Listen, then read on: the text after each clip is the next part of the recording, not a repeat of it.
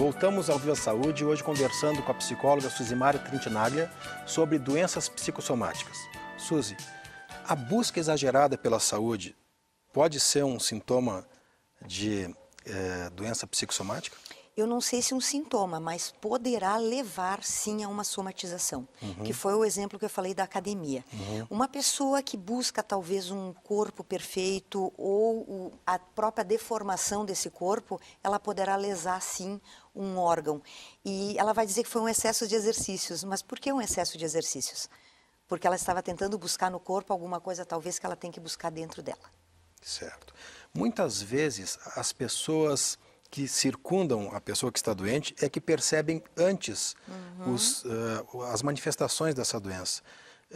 Como é que nós poderíamos auxiliar a essas pessoas que rodeiam uma pessoa com doença psicossomática a perceberem, olha, essa pessoa realmente está errado, o que ela está pensando é outra coisa, tem que se tomar providências em outra direção? É porque eu vejo muita gente se automedicando, inclusive, ou medicando, vai uma vez no psiquiatra ou em qualquer outro médico, e eu não sei nem como é que consegue, mas mantém a receita. Tem um doutor que dá a receita, eu vou lá no plantão, eles fornecem. Então, eu acho que a família, ela é muito importante, sim, não só para a percepção da doença psíquica ou orgânica, mas também na continuidade desse processo de dar-se conta que existe uma outra coisa por trás disso, inclusive o ganho secundário, né, Dagoberto? Que tem muitas pessoas que se beneficiam, se favorecem de estar com a doença para poder serem olhados, né? Eu acho que a família é muito importante e a maneira que a gente vai abordar, eu sempre sou muito da verdade e da honestidade. Claro que quando a gente lida com criança ou com uma pessoa um pouco mais velha que tem algum outro problema, uma comorbidade, né? Ou, por exemplo, uma doença cardíaca, uma hipertensão, alguma coisa assim, a gente procura, claro, usar meandros para chegar até essa pessoa. Mas da maneira mais simples e tranquila. Olha, a gente já esteve em vários médicos, eu tenho a impressão que nós poderíamos talvez atacar agora numa outra área, né? Aliás, muita gente já atacou na área espiritual, inclusive, a esse ponto, né? Quando eles nos chegam, eles já procuraram todo tipo de assistência espiritual e física orgânica, né? Só falta agora a investigação psíquica. Então pode falar assim como quem não quer nada. Tu perde alguma coisa se a gente fizer alguma investigação mais nesta outra área? Não perde nada, tu já tentaste tudo. Eu tenho um caso atualmente de 1 ano, quase 2 anos de investigação, uma questão de pele. 2 anos e quase 2 anos de investigação, inclusive de biópsia, feito biópsia do local, e nunca consta absolutamente nada clinicamente. Estamos há 4 meses juntos e estamos progredindo absurdamente. Bastante. E o resto da família tem que obrigatoriamente envolver-se com essa pessoa ou não? No tratamento? Não como uma obrigatoriedade, mas eu acredito que como uma coisa de afetividade. Eu acho que vai se envolver quem ama. Né? Porque vai querer ver essa pessoa melhor e vai fazer parte desse processo também. Porque, às vezes, a somatização está vinculada também à presença daquele pai, à presença daquela mãe. Então, poderia ser, sim, uma questão obrigatória, mas no sentido desta família querer buscar um equilíbrio, uma dinâmica mais saudável nessa família. Aí eu diria, assim, que seria uma obrigatoriedade. E nesse nosso mundo agora de famílias muito nucleares, assim, pai, mãe e um filho, como é que isso tem sido, então, manejado pelos psicólogos porque quanto menos pessoas, às vezes fica mais complicado, né? Com certeza, por N fatores. O primeiro sempre é aquele que abre caminho para o outro que vem, né? Já não tem mais tanto, né? O primeiro filho, ele tem dificuldade de dividir, ele tem dificuldade de compartilhar, ele tem dificuldade, ele tem tudo nas suas mãos, né? Então, de fato, eu não posso te dizer que eu noto que exista mais doenças em filhos únicos. Não poderia te dizer que há um padrão, mas a gente nota, sim, que ali pode haver algumas outras questões e que poderão, claro, levar à própria somatização. Outro fenômeno social que se tem observado é as pessoas cada vez demorarem mais para formar uma nova família também. Sim. E cada vez nós vemos mais pessoas de idade na quarta década, quinta década de vida, sozinhas.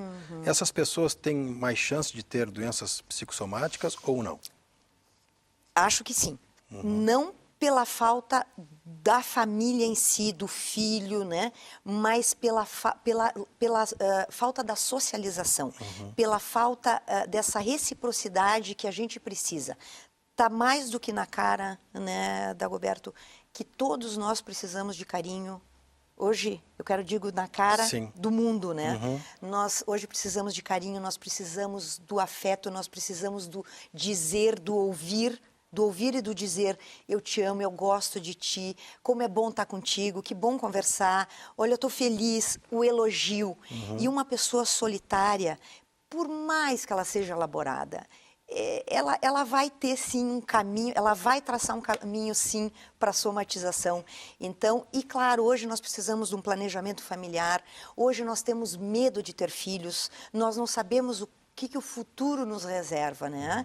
Então, é mais do que compreensível que nós estejamos todos com medo, amedrontados de ter família. Outra coisa, as separações hoje ultrapassam o número de casamentos. Hoje, dividir a nossa vida, o nosso coração, as nossas expectativas com alguém, está cada vez mais difícil e complicado. Então, é razoável que as pessoas queiram ficar sozinhas, mas eu acho que existem outras formas da gente ter lealdade, digamos assim, com a nossa saúde mental, porque às vezes é melhor estar só do que mal acompanhado, não é verdade? Claro. Mas eu ainda acho que existe um meio termo, que é nem estar só e nem estar mal acompanhado. Nós temos que baixar a nossa expectativa para poder encontrar alguém do nosso número, né? E assim também diminuir a possibilidade de somatizações. Evidente que não é só esse o caminho, senão todos os casamentos, nos casamentos não haveriam pessoas com psicossomatizações. Claro. E na nossa região, Suzy, que estrutura a pessoa tem disponível para poder tratar uma doença psicossomática, então? Desde o Sistema Único de Saúde até consultórios particulares. Gostaria que você fizesse um apanhado sobre isso. Sim, Caxias, em termos de saúde, está dando um show, porque, como eu disse no início do nosso programa, a ciência hoje lançou luz sobre a psicossomática. É muito difícil hoje tu conversar com um médico que tenha cultura, mesmo um médico já com bastante experiência, ele está sempre se atualizando, é muito difícil que ele não evidencie a questão psíquica. Eu mesma, quando vou na minha endocrinologista, a primeira coisa que ela pergunta, e como é que está aí o coraçãozinho, como é que está as questões afetivas, como é que está a família? Então, já há uma investigação ao redor da questão psíquica. Eu diria que nós estamos, sim, com um arsenal muito bom de profissionais, nós temos bons psiquiatras, nós temos bons psicólogos e, como tu disseste, os próprios hospitais hoje, chega uma pessoa... como a gente chama do agazão, né? Tendo ou uma crise histérica, ou mesmo uma crise de pânico, ou uma crise de ansiedade aguda, as pessoas já percebem, só no conversar com a pessoa, que não tem nada a ver com uma questão orgânica. Então, eu hoje estou muito tranquila em termos de Caxias, principalmente sobre esse aspecto. Ambulatório de doenças psicossomáticas não existe. Pessoas com doenças psicossomáticas específico não existe. Não, ainda. Especificamente, olha, que eu pelo menos, porque eu posso estar cometendo alguma injustiça aqui, mas que eu saiba, um centro, uma clínica apenas de psicossomática, em Caxias eu não tenho notícias. E tu achas que isso é um déficit ou é uma tendência de que esses ambulatórios desapareçam em prol de um atendimento mais completo em qualquer ambulatório? Eu penso que sim, eu penso que a questão vai ser não tão centralizada. Eu acho que uma clínica, um ambulatório, ela tem que estar pronta para tudo isso, porque nem sempre é uma somatização, né? Mas eu acho que hoje o aspecto psíquico está sendo altamente relevante e as pessoas estão lançando o seu olhar, médicos, família e os próprios pacientes. Muito obrigado pela tua entrevista, Suzy. E eu que agradeço a oportunidade de estar podendo conversar com vocês. Obrigado. Eu espero que vocês tenham gostado. Voltamos na próxima semana. Até lá.